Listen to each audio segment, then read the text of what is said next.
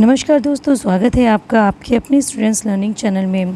दोस्तों हम लोग कर रहे हैं क्लास 6 की संस्कृत निधि षोडश पाठा अहिंसाया जय। ये आज हम लोग करने वाले हैं छठा प्रश्न।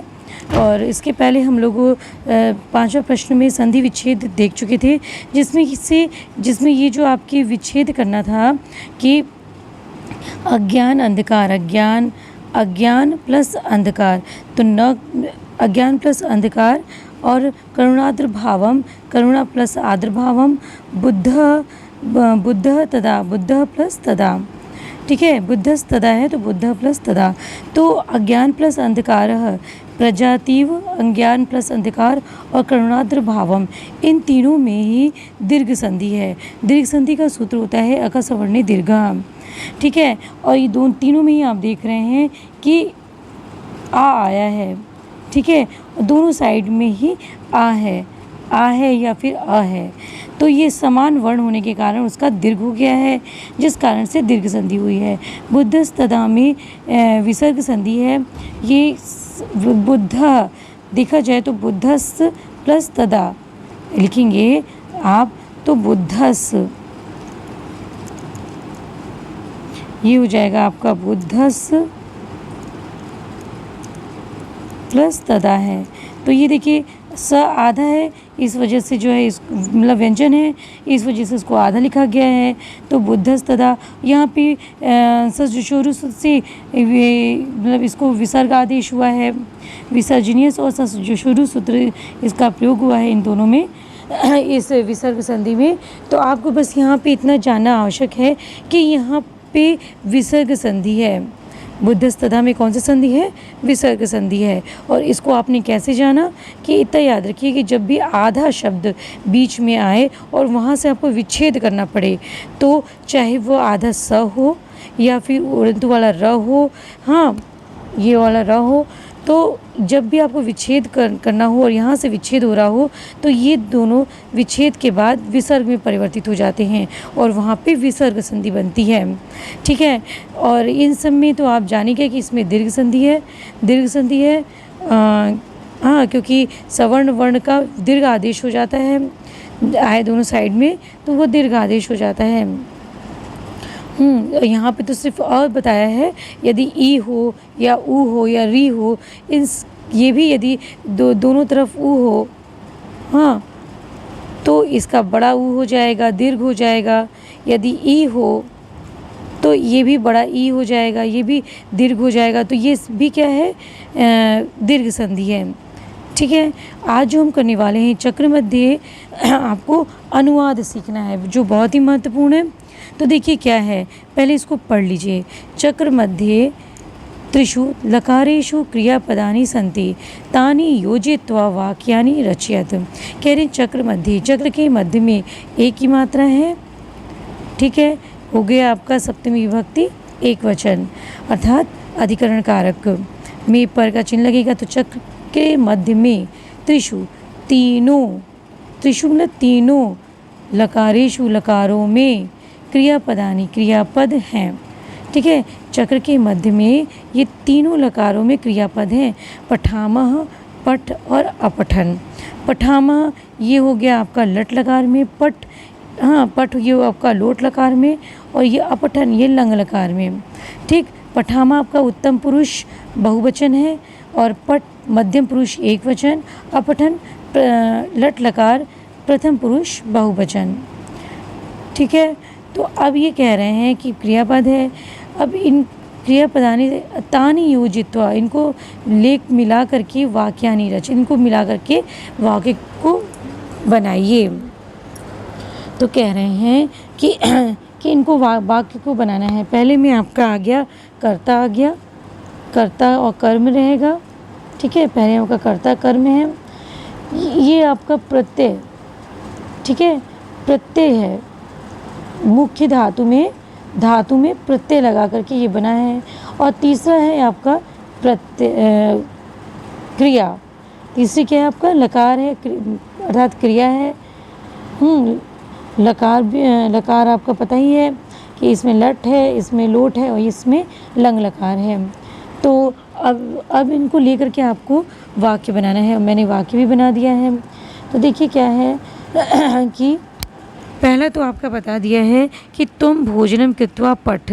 तुम भोजन कृत्वा करके पठ पढ़ो, लोट लकार है। ठीक है, तुम भोजन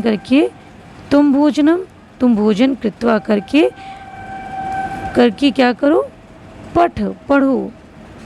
अब तुम के साथ हमेशा पठ ही तो लगेगा, आदेश दे रहे हैं ना, तुमको जब करेंगे तो हम आदेश देंगे, तुम जब आएगा तो आदेश देंगे, तो वो लगेगा लोट लकार मध्यम पुरुष एक वचन अर्थात पठ। अब फिर क्या है, देखिए दूसरा हमने बनाया है कि रंभा जया आरती। कितनी वचन हो गए, रंभा जया और आरती। रंभा जया और आरती आसन में उपविश्य बैठ करके अपठन पढ़ी।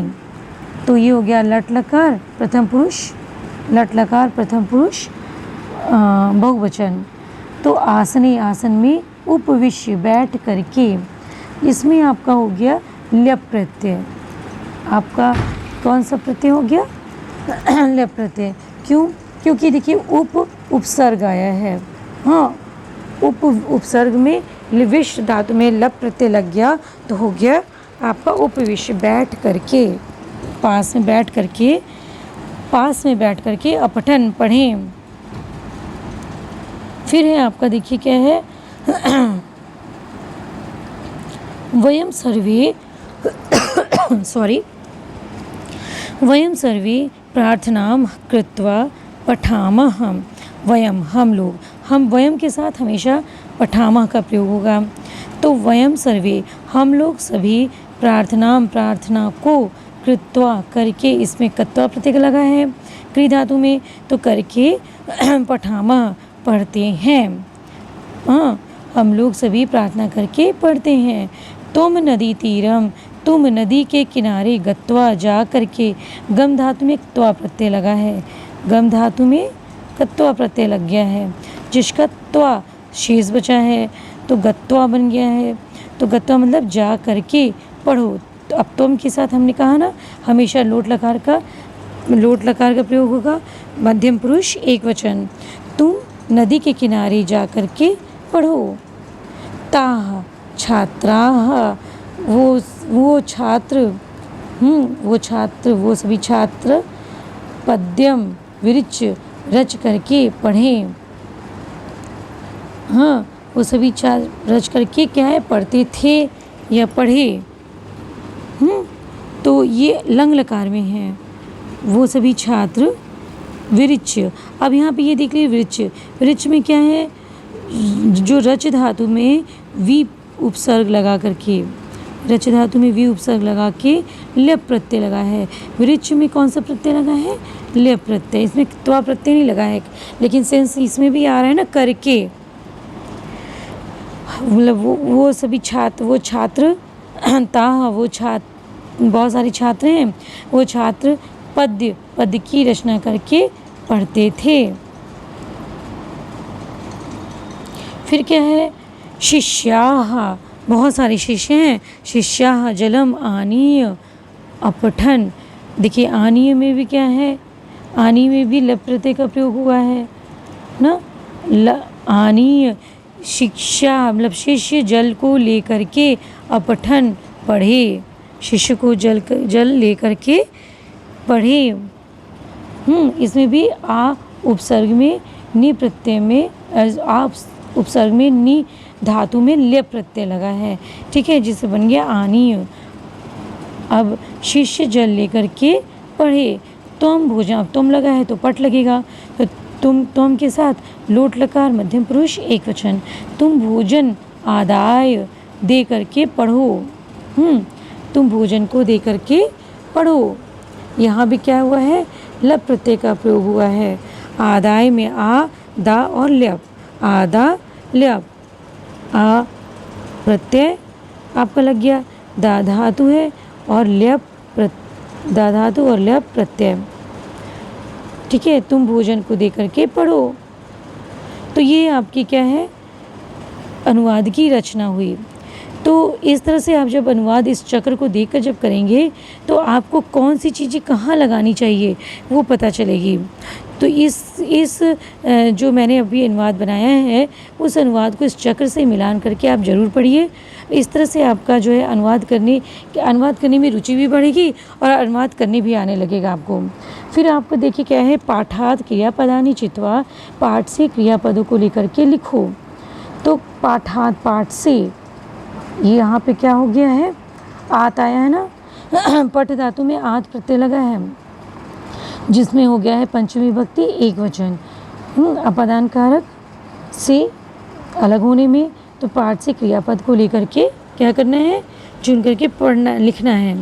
तो आसीत था, अवसत, आधार्यत, निवेद्यत, अपाठ्यत, अभवत, अधावत, ये सारी क्या है, क्रियापद हैं। तो ये आपका जो है, ये आपका चैप्टर कंप्लीट होता है। एक शिक्षण संकेत को छोड़े जाने दीजिए क्योंकि ये शिक्षण के संकेत हैं।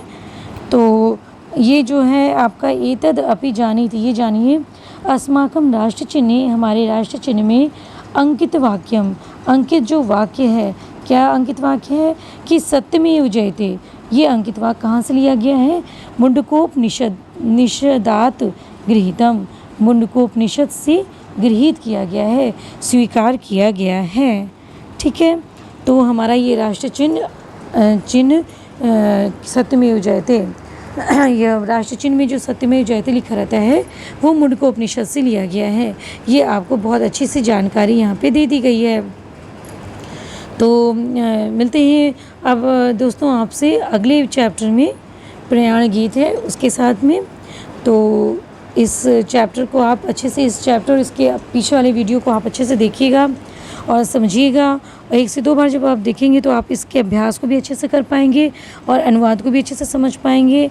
और एक आप अभ्यास उसकी कॉपी ज़रूर बनाइए शब्दार्थ की, संस्कृत शब्दार्थ की, जिसमें आप सारे जो शब्द आपको नहीं आते हैं वो सारे शब्दार्थ आप लिखते हुए चलिए। तो बहुत बहुत धन्यवाद दोस्तों, मिलते हैं अगले वीडियो में, तब तक के लिए नमस्कार।